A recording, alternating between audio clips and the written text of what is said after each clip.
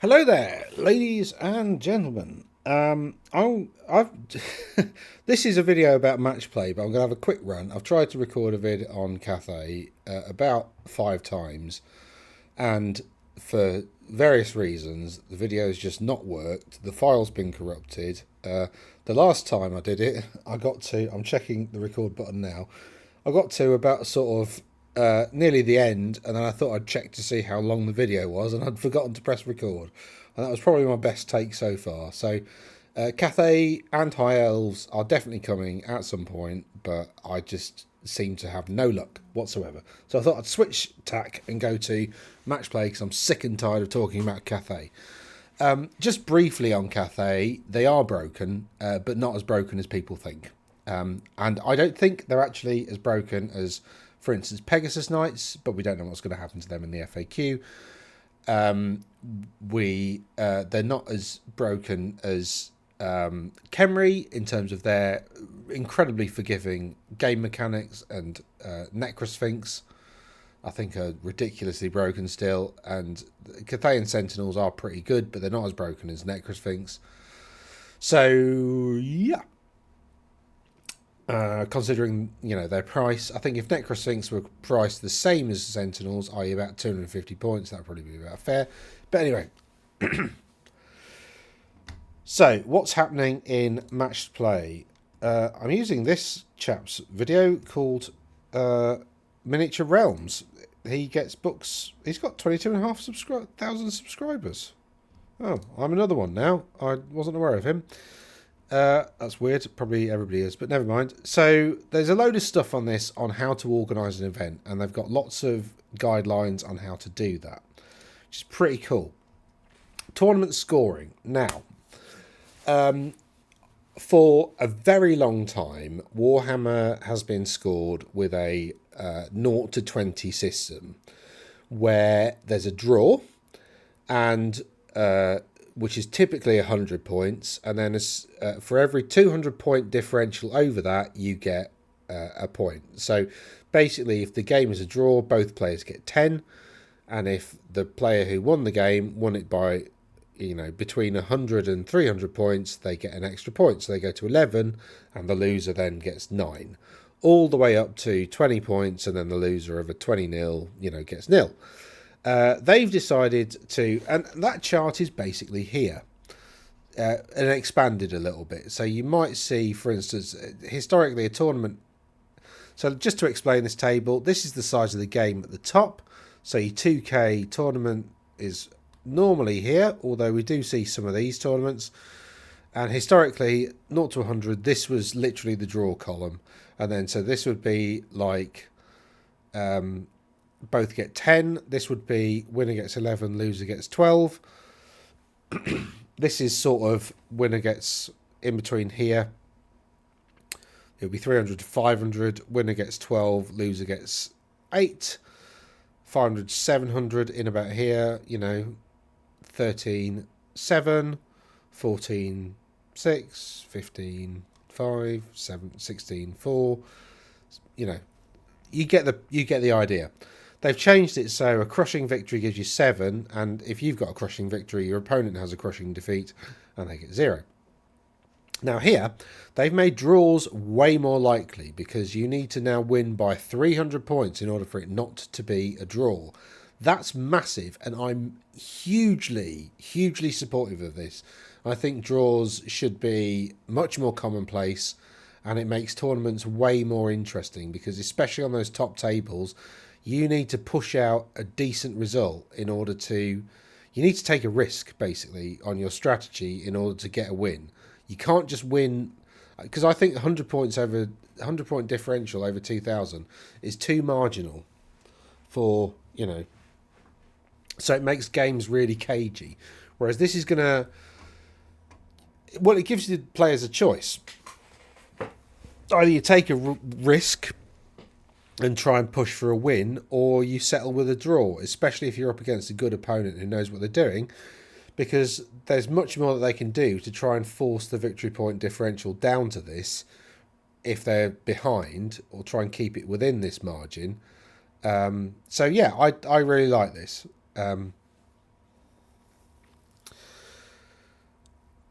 So if you get a draw, you get 3 tournament points.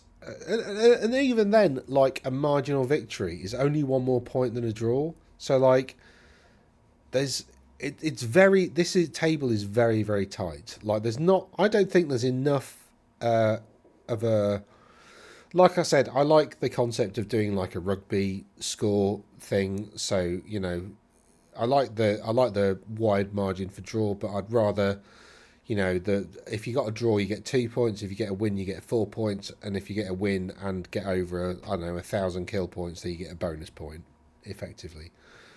But if you lose and it's within 500, then the loser gets a bonus point. You know, that kind of thing. Giving bonus points to incentivize people to push in certain areas makes more sense than this to me. But anyway, so that's the table, and then they've got some suggestions for tiebreakers using VPs and VPs for secondary objectives, and then enemy general slain as like a final tiebreaker.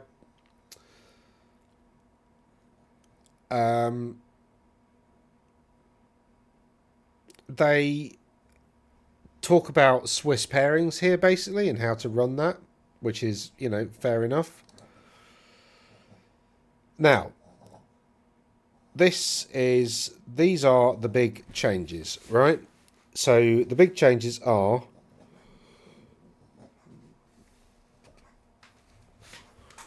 sorry, let me just throw this fluffy thing at my dog who's started. Oh, she stopped snoring. She's obviously dreaming. Now she's making little whimpering noises. Cute. Right, anyway. You may not spend more than 25% of your army's total points value on a single character or unit. These limitations do not apply to named characters. And that under the Grand Malay Army composition rules, mercenaries are always permitted. Allied contingents are permitted at the organiser's discretion. You may include any number of level 1 or 2 wizards, may only include 1 level 3 per 1,000 and 1 level 4 per 2,000. Now, this 25% points limit basically bans Chaos Dragons. I've done the maths. You take a Chaos Lord on a Chaos Dragon, it's 520 points, like basic, without any upgrades or marks or anything like that. I think, is it 520? 500 something. Anyway, it's over 500. So in a 2,000 point game, they've just basically banned Chaos Dragons. Which I'm particularly annoyed at, because I've just spent ages building one and converting one. But like, I really don't understand why they've done that. Like, I can see what they're going for, but then there are so many characters, like for instance Miao Ying, who's already very broken and, you know, just under 500 points. She's allowed, but a Chaos Lord and a Dragon, no. Yeah, it's pretty. That also means a lot of like high elf dragons are nerfed now. You can't really take those. I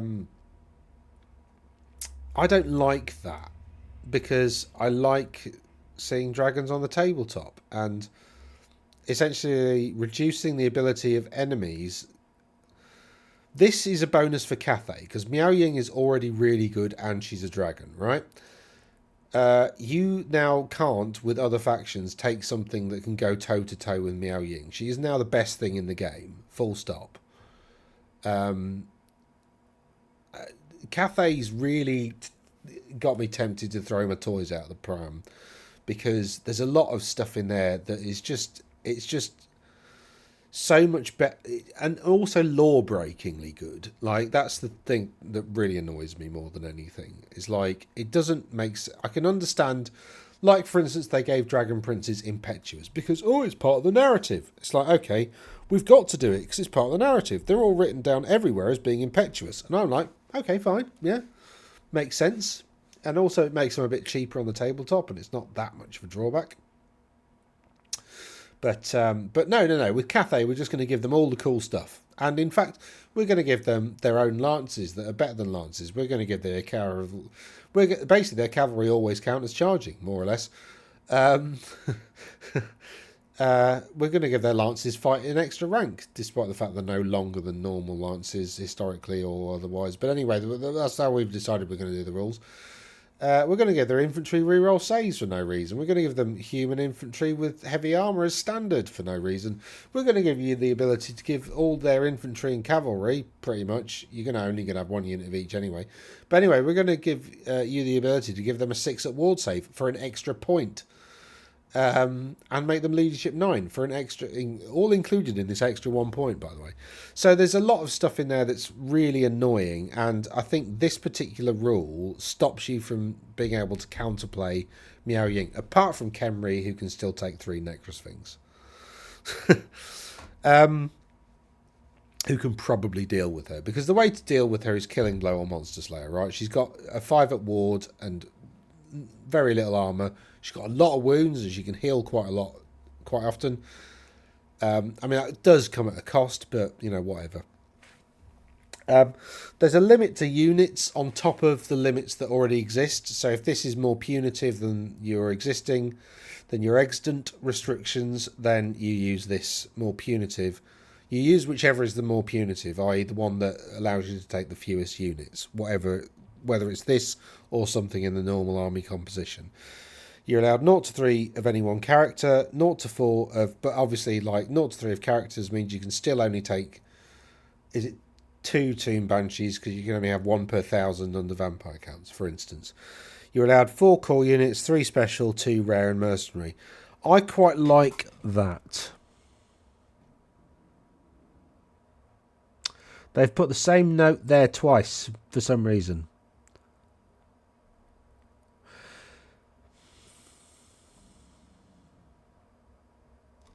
I'm just reading this very carefully.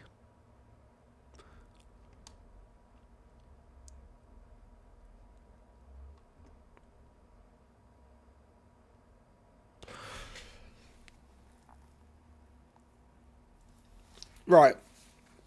What it doesn't say is it doesn't say what about those armies where they're in 2 restrictions. So say for instance Cathay. If your general is a Shugengan, then you can take a Sentinel as a special choice. You can take one. Sentinels are normally rare choice. They're about 250 points. Well, the one that you're probably going to choose is 250 points because it allows you to choose a spell that's cast as a bound spell level 3. Which, so can you take 3 of them? Basically is the question, because it says 0 to 2 to rare, but you can take 1 as special. So is it now therefore sort of special and rare? I would say, if you're going to FAQ that beforehand, that it's where it starts as a selection that limits it. So you can only take 2 Necrosphinx now. You can only take 2 Cathayan Sentinels. Regardless of the fact that some factions allow you to take 1 as a special. You can take 2 Necrosphinx. You can count 1 as a special, which means you can take more rare stuff, basically. But you can still limit it to 2 Necrosphinx in a 2k army. That's what I would say. That seems a bit more balanced and a bit more fair, because, you want to limit rare stuff, really. But that's all pretty interesting. I'm not sure I wholly agree with all those restrictions, to be honest, but whatever. I think Miao Ying needs to have another 200 points associated with it. But other than that, yeah. There's some nonsense rules about setting up the battlefield that nobody will do. They're not nonsense, actually. They're pretty good rules, but nobody will do it. Match play scenarios. There's some stuff here about pre-game special rules. Basically, if you've both got effects, roll off to see who does it first. If the scenario calls upon players to alternate deployment of units, a winner of a roll-off can choose which player will deploy the first unit. That's a change, because at the moment it's whoever wins the roll-off deploys first. This one it's can choose, which is good. Which I think is what everybody was playing anyway, really. But and the winner of the roll-off chooses who takes the first turn now. rather than, so you get choice if you win the roll-off. Rather than you win the roll-off, you take the first turn. Which I think that's an improvement. To be honest, well done, G-Dub. There's stuff about victory points that have fixed turn limit is 6 rounds. There's a random game length thing. I wonder if he's going to move his hand so we can look at breakpoint. Sometimes you use a breakpoint, basically, and as soon as you fall to below a quarter of the total unit strength of your army, so as soon as the army's down to that less than a quarter, then you lose, basically. Well, not lose, but the battle ends. Right, so dead off, but we're probably not going to do breakpoint very often, if at all. So, I mean, it's cool, but like it doesn't. It could, in a really tight game where you've both got around about a quarter left, just doing one more casualty.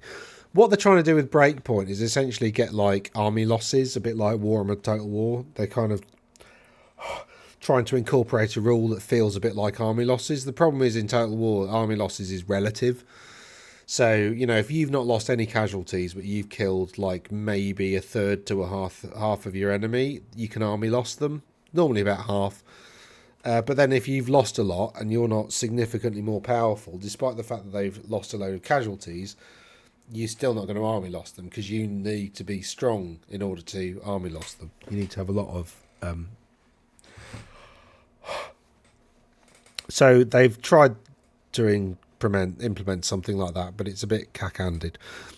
Victory points, they're all exactly the same, apart from the fact that if you've reduced an enemy unit to 25% of its starting unit strength at the end of the battle, you now get 50% of its points cost rather than 25. You get 50 points for a unit fleeing, which was the same. So if it's fleeing at the end of the battle, you get half, but if it's below 25%, you also get half. So that's quite good. Generals, you get 100 victory points, which is the same. Trophies of War, you get 50 points for standards. You also get an additional 50 points for the BSB having been slain, fled, or fleeing. You have to claim standards as usual.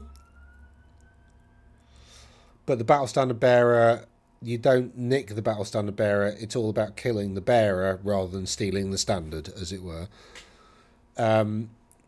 Which I kind of see why they've done that rather than it having to be captured. But still, I'd rather it be captured. There's special features that have their own victory points. And if somebody does the breaking the enemy, they get a bonus 500 victory points. So the battle ends, and which 500 victory points you see from the chart is enough to win. So you auto win by causing an extra couple of casualties. I don't like that. The battlefields are all pretty standard. You've got that deployment with a hill in the middle. You got your normal deployment. Some of them have secondary objectives. This one you've got to capture the hill, and it's worth some points. I'll let you read those at your own. How many victory points? Controls a hill at the end of each player's turn, wins a bonus of 100 victory points. They've done this quite a lot, actually. The objectives and stuff, you get victory points at the end of your turn for taking it. The player who controls the hill at the end of each player's turn wins a bonus of 100 victory points. So over the course of the battle, if you're doing like... What did they say? 6 turns, did they recommend? I can't remember. For game length. 6 rounds, yeah. So over 6 turns, there's a possible 1,200 points on the hill. Right? Secondary objectives, they say which ones you may include. So baggage train, special features, domination, strategic locations, secondary. That's all of them. Okay, so you can use any of the secondaries. This one, it says baggage train... and or special features you can use on King of the Hill because there's already a strategic location. That's already part of the points, right? So then we've got this deployment where they've actually cleared up the deployment a little bit. It's just 24 inches, you know. It's from the middle to the corner, middle to the corner. This deployment with no hill. But this is the mountain pass one. It's now widthways instead of lengthways. So you can't, you can't get off either side or bring reinforcements on or whatever. Apart from ethereal or fly units.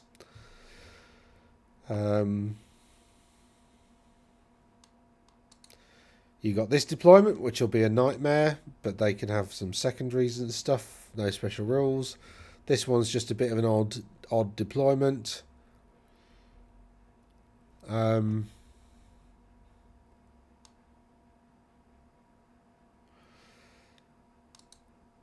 So, secondary objectives. These are all new. They're all cool. I like them all.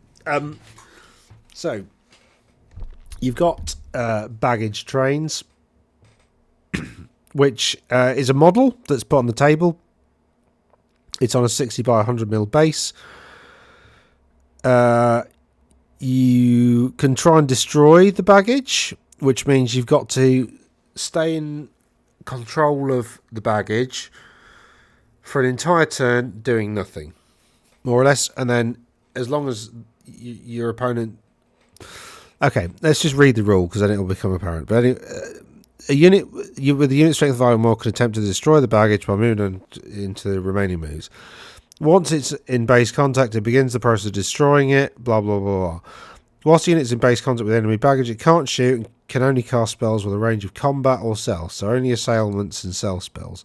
At the beginning of their next start turn sub-phase, if the unit is still within base contact, is not engaged within combat, and is not fleeing, baggage is destroyed and removed from the thing. You get a bonus 150 victory points for destroying the baggage. You get 100 points for controlling it. So if you control yours and destroy theirs, that's 350 bonus victory points. So it's worthwhile having, to be fair. So if your opponent charges you in their turn, you've got to basically win that round of combat and push them back. Which is why stuff like Shield Wall is now really, really valuable, because you could charge your unit of infantry into that unit and lose the round. It doesn't matter, you don't get pushed back. Special features are 200 victory points at the end of the battle. And they give you some effects, basically. Magic Rares, or Hate Everybody, or Unbreakable. When do you roll for these? During any start turn sub-phase in which a unit is determined to be in control, the unit's controlling player rolls on below.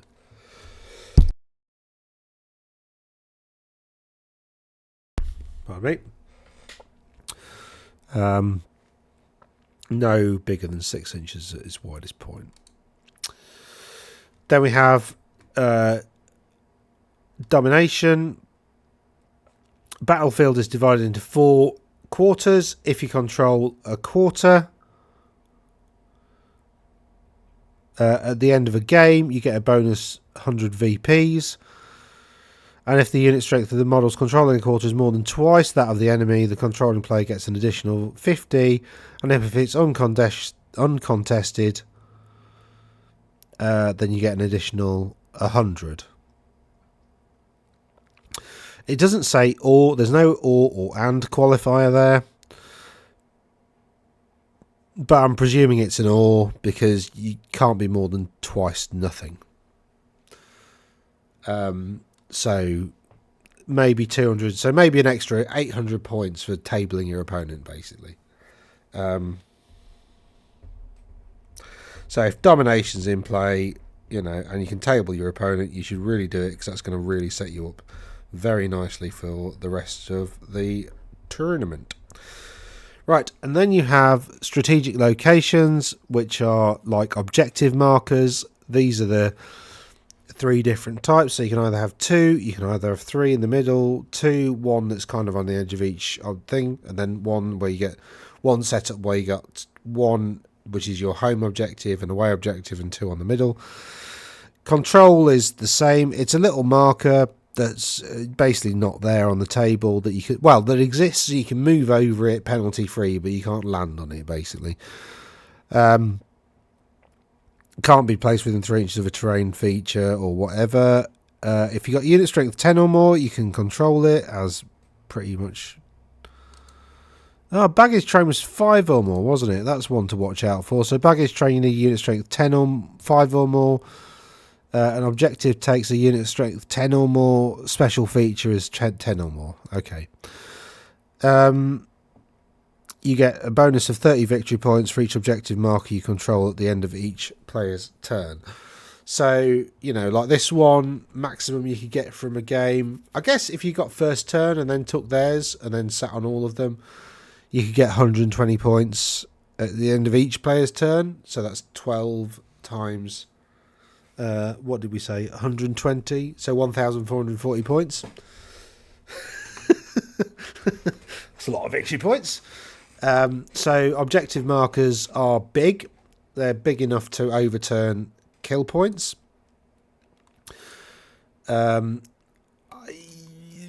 Yeah, okay. I think actually tournament-wise, out of all of the secondaries, objective markers are probably the go-to.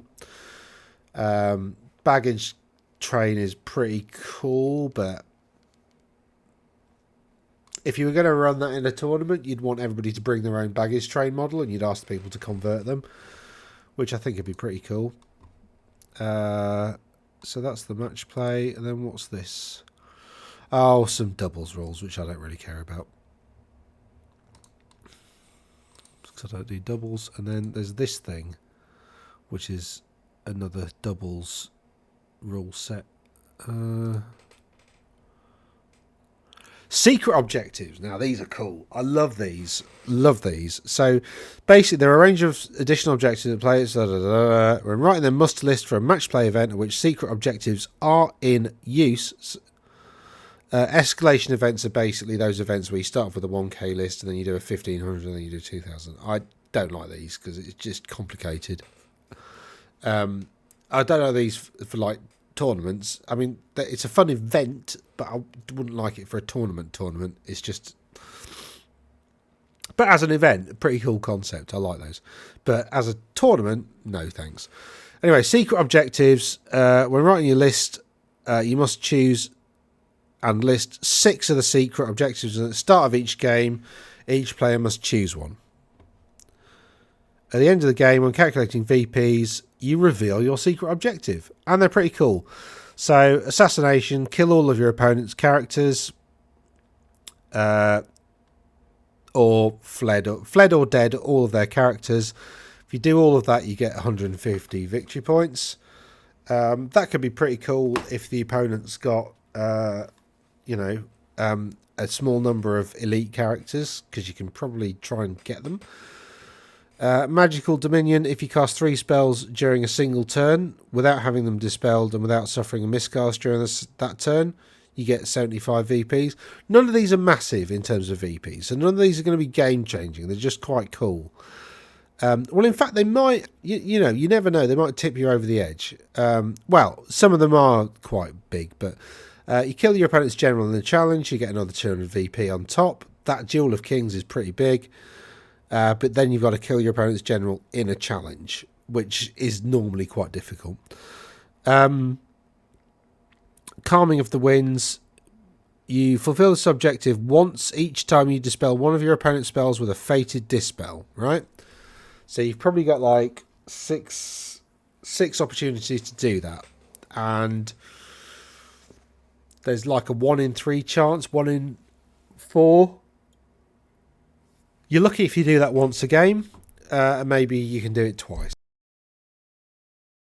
But it's an extra 50 VPs. Beast Hunter, you kill all your opponent's monsters. Fled or dead, you get another 100 victory points if you do that. If you dispel 3 of your opponent's spells in a single turn without being outclassed in the arts, you get bonus 75.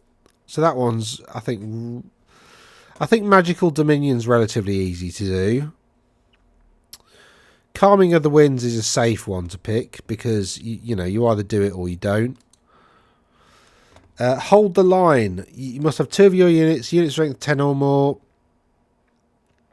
not counting units that are fleeing or stupid, within your opponent's deployment zone at the end of the battle. And if you do that, you get 75 VPs. Overwhelming firepower. To fulfill this objective, you must destroy an enemy unit of unit strength 10 in the shooting phase. You get 75. That's quite hard to do, I think. For some factions, anyway. Cut off this retreat. To fulfill this objective, you must have one of your units with a unit strength of 15 or more, not fled or stupid, within 6 inches of the longest edge of the battlefield within your opponent's deployment zone at the end of the battle. 75 points. That's like hold the line, but you need one big unit over right at their end, rather than 2 units in their deployment zone. But again, it's only 75. Fire the artillery. You must cause an enemy unit to fail a panic test and flee as a result of being shot at by a war machine. You're almost never going to get that off. I mean, maybe if you got a heavy Khemri build with lots of catapults, maybe, but no. You'll fulfill this objective by capturing enemy standards as trophies of war. If you capture 2 banners, you get an extra 50. 3, you get 100. 4 or more, you get 150. Capture colours is great. I think you'll see that a lot. Bounty hunter. You must kill the most expensive unit in your opponent's army. Fled or dead counts. 75 points. So, which ones would I go capture colours, because I think you're going to probably do at least 2. It depends on your opponent, I guess. But I take it, because if you're up against Bretonia, there's loads of banners for the taking. I know, but the peasant ones don't count as trophies of war, do they? So that's interesting. I'll probably go hold the line, because that one's relatively achievable. I might probably won't go bounty hunter. I'd probably go Jewel of Kings, just in case they've got a rubbish general. Assassination I don't think is going to happen. Magical Dominion is doable. Calming of the Winds is a nice passive. Wizard's Bane is also doable as well. Duel of the Kings, definitely. I don't think assassination is generally possible. So what have I gone for? Which Duel of Kings, Magical Dominion, Calming of Winds, maybe Wizard's Bane, Capture Colours, Hold the Line. Yeah, I think that's it.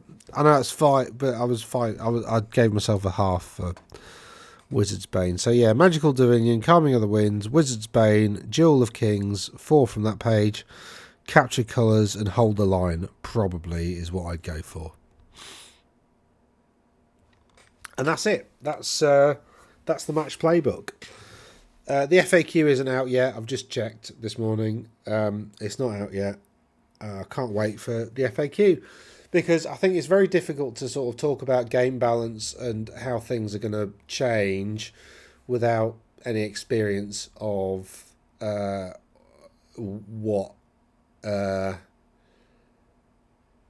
any experience of what's going to happen to the other factions. Because so some rules have been hinted at. We haven't seen any actual leaks yet. But yeah, if you look at, I mean, like I said, Miao Ying, just the 500 point limit on a single character, apart from named characters, I don't know any named characters that are over 500 points off the top of my head. Galrauch could be. I can't remember how many. Ooh, I pressed the button. I don't know what that's done. I hope it's done nothing. Won't go for those things. Restricted in some way by an army composition list you are using. Now that's really, really important. It's definitely fun and definitely show. That was weird. Right. I've been looking at who's got the best footage to steal their potato can footage. So, what was I looking at? Oh yeah, Galrauch.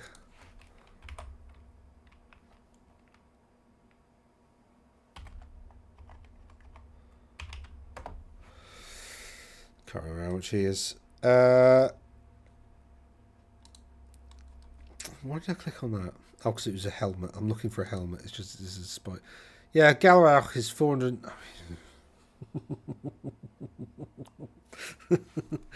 Miao Ying. Miao Ying is 400. She's an extra 40 points. +1 strength.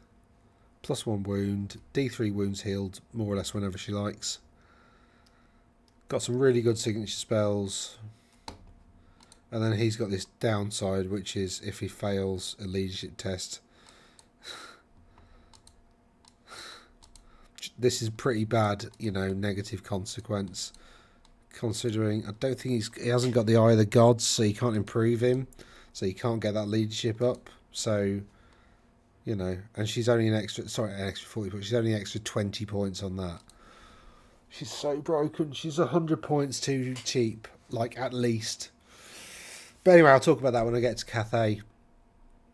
Yeah, overall, I think I like a lot of those. So I like a lot of those changes. A lot of them make a lot of sense. The secret objectives, you know, massive fan of those. They're all simple. None of them are weird. So they're all easy to do if you've got the right army, basically. Like the one that's kill all monsters, if you've got like a Necrosphinx art-based army. There is a question about the new, you're only allowed up to 2 rare choice. Does that count if you can take one of them as special? Do you get like your 2 rare and then that special one counts as like a limit of 3 to it as a special thing? Or just a bit of clarification there is required, I think. But other than that, I quite like this new rule set for match play. I'm not sure about the tournament victory points thing. It's not as good as the 0 to 20 scale, and the 0 to 20 scale I think is flawed. I think there should be more riding on win or draw rather than it being a sort of a gradual, like, progressive score. You know, progressive scores work well with concepts like taxation, but they don't work so well, I think, with something like a competitive wargaming environment. Because if you're going to use something that's granular like that, if you want something that's increased granularity, just go kill points. Because that's the most granular that you're ever going to get in the game. So just go kill points. If you don't want granularity, if you want more to ride on actually tipping over and getting a win, then have different points. Like have a win being, I don't know, 5 points, a draw being 2, and a loss being 0 or something like that. And then that really, and like if people, you know, do a crushing victory, give them a bonus point, you know, which will matter if they want to podium. But actually, in terms of doing well at a tournament, BPs don't really matter, but they do matter to the league at the end. So, and you know, give people the ability to get a BP if they lose. Do you know what I mean? That's why I quite like the concept of the rugby score, because it works well, I think, for incentivizing people who are losing to try and claw it back and get their BP, or if they're losing and they've got loads of kill points, just to go hell for leather to try and, you know, if you get tabled. So for instance, under my idea, you'd have 4 points for a win and 1 BP for getting over 1,000 kill points, just in 1,000 victory points. So actually, if you're losing like resoundingly, you're going to get tabled. You've got an incentive to try and get over that 1,000 victory point mark. So if you're losing, you've still got a game to play to get your bonus losing point, if that makes sense. So there's still something for you to play for, even if you're losing. And I think that kind of system would be like a lot better than the one that we've got. In that it's kind of it demands a level of granularity that's less than the less than kill points, but that's, I mean, what they're trying to do is like standardize, because like some games and some scenarios you end up with way more kill points than others, and you know, somebody could win a tournament because they just got lucky and got a opponent that they were mismatched against in a round where you got lots of victory points. Like there might be one where you're playing for objectives and, you know, you got first round against Bretonia, were able to take all the objectives and hold on to them, for like 5 or 6 turns, and you had maybe you're playing against Bretonia with dwarves, and you're able to sit on those objectives and take them and just repel all their chargers who can't really do a lot against you all game. You know, that's a scenario that could happen. So, you know, we know that infantry are going to get a buff in the new thing anyway. It's something to do with armor save. Maybe sword and board get an extra +1 to save in combat, which make Cathay even better because their infantry get to reroll 1s if they don't charge to save.